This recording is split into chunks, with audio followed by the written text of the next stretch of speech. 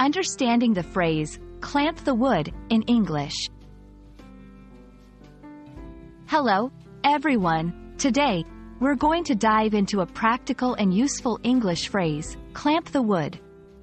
This phrase is not just about woodworking. It's a great example of how English uses specific verbs and nouns together. Understanding such phrases can really boost your English fluency. So, let's get started and explore this phrase in detail. Clamp the wood literally means to fasten or hold pieces of wood together using a device known as a clamp. A clamp is a tool that applies pressure to hold objects in place. In a broader sense, this phrase can be used metaphorically to signify holding something firmly or maintaining control in various situations.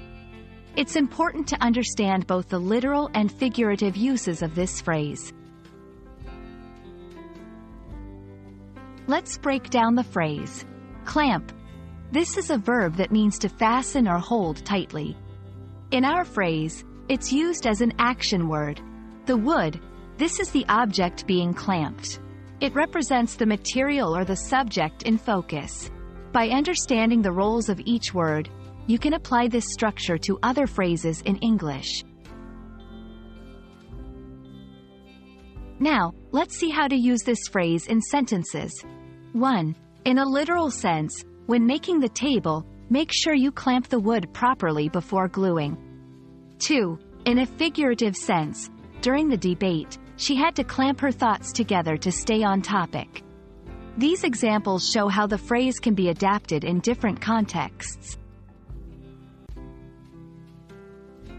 English has many such phrases where a verb and a noun combine to convey a specific action. For example, shake the bottle literally means to agitate a bottle, but can also mean to change up a routine.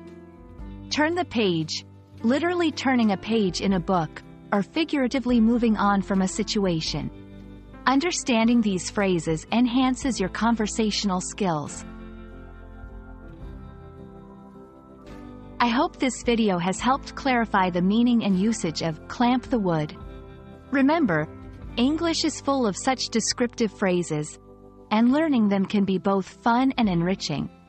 Keep practicing, and don't hesitate to experiment with new phrases in your conversations. Until next time, happy learning!